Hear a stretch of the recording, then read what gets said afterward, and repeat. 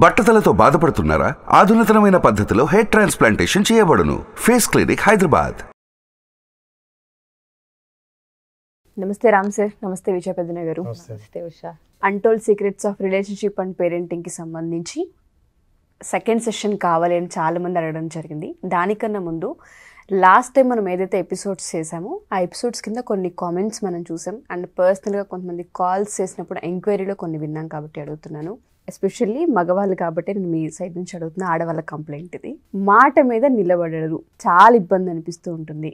పొద్దున వెళ్ళేటప్పుడు ఉండే మాట సాయంత్రం వచ్చరికి నేను ఇచ్చారనే సంగతి కూడా గుర్తుండదు. దీనివల్ల చాలా ఇంట్లో ఇబ్బందులు ఉంటూ ఉన్నాయి. స్టార్టింగ్లో ఇది కొంత సర్లే కామన్ ఇదంతా అనుకున్నాను, కానీ ఉండే కొద్దీ అది చాలా పెద్ద సమస్యగా మారింది. పర్సనల్గా హర్ట్ అవ్వాల్సి వస్తుంది అని మాట్లాడుతూ ఉన్నారు. దీనికి సంబంధించి ఏం చెప్పొచ్చు అంటాం? ప్రయోజనాన్ని ఆశించి ఇమ్మీడియట్గా కావాలంటే మాట ఇంప్రెషన్.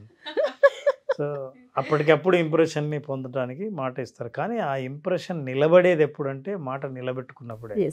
మాట ఇవ్వడం చాలా ఈజీ, ప్రామిస్ చేయడం చాలా ఈజీ, ప్రమాణం చేయడం చాలా సులభం, కానీ దాన్ని నిలబెట్టుకోవడం పెద్ద ఛాలెంజ్. అయితే మీరు ఏ ఇంప్రెషన్ అయితే క్రియేట్ చేశారో ఆ మాట నిలబెట్టుకోనప్పుడు ఆ సృష్టించింది మొత్తం కూలిపోతుంది. అయితే మాట ఇచ్చే ముందు ఎవరైనా సరే రెండు రకాలైందండి.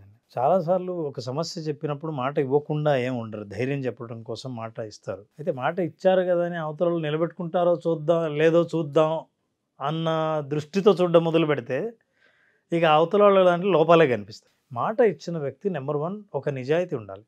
నేను ఈ మాట నిలబెట్టుకోవాలి అని.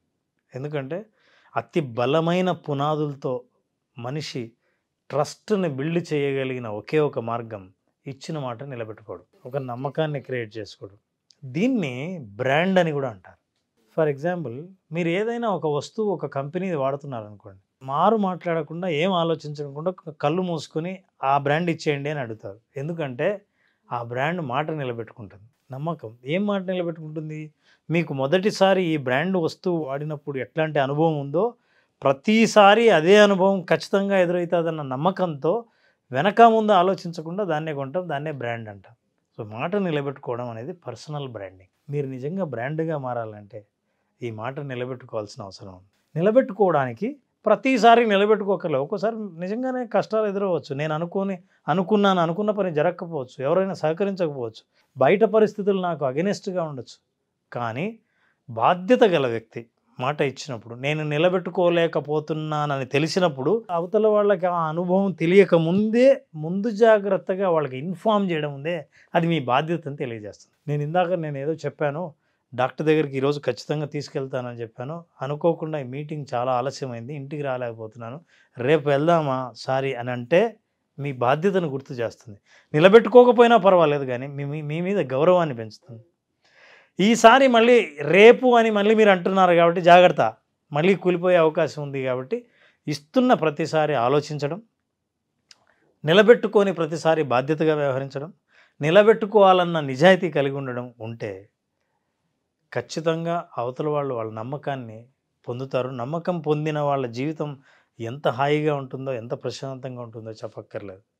చాలామంది నమ్మకాలు కోల్పోయేది ఇంట్లో ఇద్దరి మధ్య గొడవలు అయ్యేది. ఎందుకంటే నోటికి వచ్చింది కదా అని మాట ఇవ్వడం, ఇమ్మీడియట్ ప్రయోజనం మనం పొందుతాం కదా అని మన గొప్ప కోసం మాట ఇవ్వడం, ఆ సిచ్యుయేషన్ని సాటిస్ఫై చేయడానికి మాట ఇవ్వడం, ఆ తర్వాత నిలబెట్టుకోలేనప్పుడు తను సమర్థించుకోవడం, నిలబెట్టుకోలేకపోయానన్న ఫర్గివ్నెస్, లేకపోతే అంటే అవతలని క్షమాపణలు అడగటమో, లేదా ఆ ఫీలింగ్ మీలో ఉంది అని అవతలలో కనిపించినప్పుడు మీరు ఎప్పుడు మాట ఇచ్చినా, నిలబెట్టుకోగలిగిన మాట ఇచ్చినా అవతల వాళ్ళు నమ్మటం మానేస్తారు. సో రిలేషన్లో ఎక్కువగా మనం చూసేది, ఇందాక సార్ ఒక ఎగ్జాంపుల్ చెప్పారు, ఇవాళ కుదరలేదు, మీటింగ్ లేట్ అయింది, రేపు హాస్పిటల్కి తీసుకెళ్తా. ఇలా వైఫ్కి సంబంధించి ఒక రిలేషన్లోనే నేను చెప్తున్నాను, ఇలా ట్రస్ట్ బిల్డింగ్ అనేది చాలా వాటిలో ఉంటుంది. ఎస్పెషల్లీ ఆఫీసెస్లో కావచ్చు, లేదంటే బిజినెస్ పార్ట్నర్స్లో కావచ్చు, చాలా అవసరం.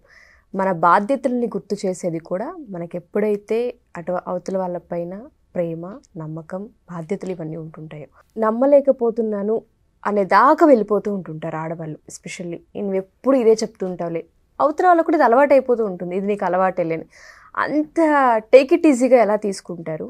హస్బెండ్స్కి అసలు ఏం చెప్పొచ్చు అంటారు విజయ్ గారు? చాలామంది అడిగారు ఆడవాళ్ళు, చాలామంది ఆడవాళ్ళకు కూడా సమస్య ఉంటుంది, కానీ బయటికి ఎక్స్ప్రెస్ చేయలేరు. వాళ్ళకి ఏం చెప్పొచ్చు?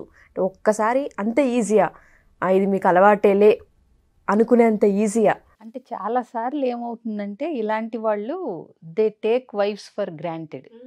అంటే ఏంటంటే ఇప్పుడు చేసేస్తాం అందాం, చేయకపోయినా ఎక్కడికి పోతుందిలే అనే ఒక డిస్రెస్పెక్ట్, టేకింగ్ ఫర్ గ్రాంటెడ్, అది క్యాజువల్ అప్రోచ్ ఉంటుంది. అంటే మా ఆవిడే కదా, ఇప్పుడు నేను అన్నమాట నిలబెట్టుకోకపోతే ఏం చేస్తుంది, ఏమీ చేయలేదు, మహా అయితే ఒక గంట అరుస్తుంది, మాట్లాడదు, అంతే. ఇక్కడ ఏమవుతుందంటే కొన్నిసార్లు అసలు మాట ఇవ్వాల్సిన అవసరం లేనప్పుడు కూడా బుడబుడ మాట ఇచ్చేసే వాళ్ళు ఉంటారు కొంతమంది. అంటే ఏంటంటే వైఫ్స్ లిజనింగ్ కోరుకుంటారు, అంటే యాక్టివ్ లిజనింగ్ ఫ్రమ్ హస్బెండ్స్. అంటే వెళ్ళిపోయి ఆఫీస్కో బిజినెస్కో వెళ్ళిపోయి రాత్రి వచ్చినప్పుడు ఈవిడికి ఇంట్లో జరిగిన విషయాలో బాధ కలిగించినాయో సంతోషం కలిగించినాయో ఏదో ఒకటి ముందు ఆయనతో చెప్పి షేర్ చేసుకోవాలి, కలిసి ఒక కప్పు కాఫీ తాగుతా ఏదో మాట్లాడాలి అనుకుంటుంది ఆవిడ. ఎస్పెషలీ కొంచెం నెగిటివ్ సిచ్యువేషన్ ఉన్నప్పుడు ఆయన ఓపిక్గా ఒక చెవు అటు పడేసి వినాలనుకుంటుంది. వీళ్ళు ఏం చేస్తారు, జనరల్గా మగవాళ్ళు దే లిజన్ టు రెస్పాండ్. ఏంటంటే పాపం వాళ్ళేమనుకుంటారు, వీళ్ళేదో బాధ సమస్య చెప్తున్నారు, నేను అర్జెంటుగా దాన్ని పరిష్కరించేయాలి, ఒక మాట ఇచ్చేయాలి, ఒక సాంత్వన కలిగించాలి ఆమెకి, అందుకే నాకు కూర్చుని తన బాధ చెప్తుంది. ఇలా నేను చెప్పకపోతే ఆవిడ ఏంటి మా ఆయన ఏం పట్టించుకోవట్లేదు అనుకుంటుంది అని వీళ్ళు అనుకుంటారు. ఇది అమాయకత్వం కాకపోతే ఇంకేంటి చెప్పండి. ఏంటి అమాయకులు తీసుకురాలేదు అనుకున్నాను విజయ్ గారు నేను. నిజమే కదా, అంటే నేను వెంటనే ఈవిడ ప్రాబ్లమ్ని సాల్వ్ చేయాలని అనుకునే అమాయకత్వంలో చేసే తప్పులు చాలా తెలియకుండా ఉంటారు వీళ్ళు. సో అప్పుడు ఏం చేస్తారంటే ఒక వాగ్దానం చేయటం, నీకెందుకు నేనున్నాను కదా, నువ్వు ఇక అసలు రేపు నుంచి దీని గురించి మర్చిపో, నేను చేసేస్తానంటారు. తెల్లారు లేసి ఈయన పాటికి ఈయన రెడీ అయ్యి మళ్ళీ ఆఫీస్ గుర్తు కూడా ఉండదు. ఇక్కడ ఏమవుతుంది, ఈవిడికి ఒక ఎక్స్పెక్టేషన్ క్రియేట్ అయింది. ఎగ్జాక్ట్లీ. సో ఎక్కడ ఎక్స్పెక్టేషన్స్ ఉంటాయో అవి మీట్ అవ్వకపోతే ఆబ్వియస్గా డిసప్పాయింట్మెంట్స్ ఉంటాయి. సో ఈ విషయం నేను అంటే నాకు బాగా అనుభవం మా అబ్బాయి విషయంలో. ఇప్పుడు మా అమ్మాయికి అబ్బాయికి ఒకటే వయసు, ట్విన్స్ కాబట్టి. సో వాళ్ళిద్దరికి ఏదన్నా ఒక టాస్క్ ఇచ్చినప్పుడు మా అమ్మాయి తెలివిగా మా వారి లక్షణాలు పుణికి పుచ్చుకుని చూద్దాంలేమ్మా ఐ విల్ ట్రై అంటది. అంటే ఏంటి, షీఈ్ నాట్ కమిటింగ్.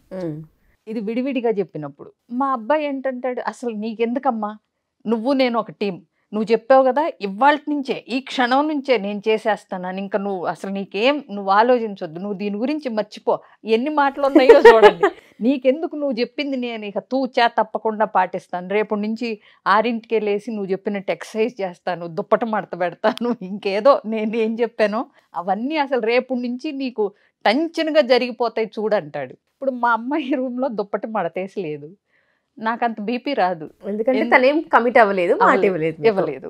అండ్ ఆమె లేసి ఏదో వర్కౌట్కో ఏదో నిజంగానే వెళ్ళిపోయి ఉంటుంది. మా వాడు లేవడు, లేచిన దుప్పటి మడత పెట్టడు, వెంటనే ఏదో పని గుర్తొస్తుంది, గబగబా స్నానం చేసి ఆ టిఫిన్ కూడా తినకుండా హడావిడిగా ఏదో వెళ్ళిపోతాడు. ఇలా 2 రోజులు జరిగినప్పుడు 3వ రోజున ఆబ్వియస్గా మనకు బీపీ వస్తుంది, ఇచ్చిన మాట నిలబెట్టుకోలేదు నువ్వు అని. సో నేను ఎప్పుడూ తనతో చెప్పేదాన్ని, నువ్వు చేయలేకపోవటం చేయటం అసలు క్వశ్చన్ కాదు, బట్ నువ్వు చేయలేను అని తెలిసినప్పుడు లేదా నీ అంతటా నువ్వు దానికి కమిట్మెంట్ తీసుకుని అది నేను చెయ్యాలి అనుకోలేదు కాబట్టి మరి అంటే ఆలోచించి చెప్పు, చేస్తావా లేదా అనేది. Don't tell ఇన్పల్సివ్లీ. 2 రోజులు చూస్తాను లేవగలనో లేదో అన్నాడు అనుకో, ఇట్ విల్ బి ఫైన్. అంటే హీస్ టెస్టింగ్ హిమ్సెల్ఫ్. అంటే నేను 6ంటికి లేసి ఎక్సర్సైజ్ చేస్తానని మాటిచ్చే లోపల తనను తను టెస్ట్ చేసుకుంటున్నాడు. ఇలాంటివి హస్బెండ్స్ కూడా జనరల్గా ఇలా ఆలోచించకుండా మాట ఇచ్చేసినప్పుడు ఏమవుతుందంటే, ఇంకొకటి ఇదంటే అమ్మ కొడుకు కాబట్టి ఇంకా అంత ఇది కాదు, పిల్లలు చదువుకుంటున్నారు కాబట్టి ఇది మనం సర్దుకుపోతాం. బట్ వైఫ్ అండ్ హస్బెండ్ రిలేషన్షిప్లో ఏంటంటే ఫైనాన్షియల్ కమిట్మెంట్స్ మాటలు అవ్వచ్చు, పిల్లల్ని చూసుకునే రెస్పాన్సిబిలిటీకి సంబంధించిన మాటలు అవ్వచ్చు, ఆ కుటుంబ విషయాల్లో బాధ్యతలు తీసుకునే మాటలు అవ్వచ్చు. ఇవన్నీ ఆ డెసిషన్ అది మనం తీసుకోగలమా లేదా, ఆ రెస్పాన్సిబిలిటీ ఇచ్చిన మాట నిలబెట్టుకోగలమా లేదా అని ఆలోచించకుండా గబగబా అప్పటికప్పుడు సమస్య దాటవేయబడుతుంది అని మాట ఇచ్చేసి తర్వాత అవి నిలబెట్టుకోనప్పుడు పెద్ద పెద్ద ఎక్స్పెక్టేషన్స్ క్రియేట్ అవుతాయి ఫ్యామిలీ మెంబర్స్కి.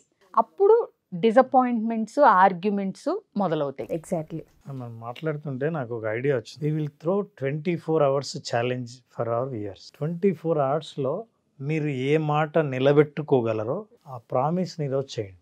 ఈ ఎపిసోడ్ ఎప్పుడైతే చూస్తున్నారో మీరు ఒక ప్రామిస్ని ఏది నిలబెట్టుకోగలరో ఆ ప్రామిస్ని చేసి నిలబెట్టుకోండి. నిలబెట్టుకున్న తర్వాత ఏ ప్రామిస్ చేశారు ముందు మీరు ప్రామిస్ చెప్పండి. ప్రామిస్ని నిలబెట్టుకున్నాను అని టైప్ చేయండి. సీ యువర్ ఎక్స్పీరియన్స్ మీ ఫ్యామిలీలో కానీ రిలేషన్షిప్లో కానీ ఎలా ఉంటుందో. ఈ 24 hoursలోనే మీరు చేయగలిగింది. అంటే నేను నీకు బాగా బంగారం సంపాదించి నీకు ఒక నగ కొంటాను ఏ రోజైనా సరే అని మాట ఇమ్మను. 24 గంటల్లో మీరు ఏం చేయగలరో దాన్ని ప్రామిస్ చేసిన దాన్ని నిలబెట్టుకొని ఆ రెండింటిని మీరు టైప్ చేసి పెట్టండి. It will be motivating. మీ లైఫ్లో రిలేషన్షిప్లో ఎంతో తేడా వస్తుంది. ఇద్దరి రిలేషన్షిప్ క్వాలిటీ రిలేషన్షిప్గా డెవలప్ అవుతుంది. ఇంకొకటండి, మాట ఇవ్వటాలు నిలబెట్టుకోవటాలు ఏదో పెద్ద పెద్ద విషయాల్లో చేయక్కర్లేదు. ఎప్పుడైనా హ్యాబిట్ అనేది చాలా చిన్న వాటితోనే. నేను చెప్పే దుప్పటి మడత పెట్టకపోతే నాకు తర్వాత పని అమ్మాయి వచ్చి మడత పెడుతుంది, లేదా నేనే మడత పెడతాను. నాకు కుదరకపోతే హడావిడిగా ఉంటే కూడా ఆ అమ్మాయి మడత పెడుతుంది. ఇక్కడ అది ఎందుకు చేయమని చెప్తానంటే, పొద్దున్నే లేచిన తర్వాత పని అనేది నువ్వు మంచం మీద నుంచి దిగిన వెంటనే దాంతోనే మొదలైతే అదొక హ్యాబిట్ అవుతుంది. ఏంటి, ఎప్పటి పని అప్పుడు చెయ్యాలి, పోస్ట్ పోన్ చెయ్యొద్దు అనేదానికి. చిన్న విషయాలే అవి, చాలా చిన్న విషయాలు, కానీ అవి చాలా పెద్ద విషయాలకి డిసిప్లినరీ హ్యాబిట్స్లో మొదటి పని కింద, ఫస్ట్ స్టెప్ కింద ఉంటాయి. ఇప్పుడు మీరు అంటుంటే భర్తలు భార్యల విషయాల్లో నెగ్లిజెన్స్ చేసే ప్రాసెస్లో చిన్న విషయాలు అనుకుంటారు, కానీ అవి చాలా పెద్ద విషయాలుగా ముందు కనిపిస్తూ ఉంటాయి ఆడవాళ్ళకి. అది కనుక అర్థం చేసుకోగలిగితే చాలా విషయాల్లో మార్పు తీసుకురావచ్చు.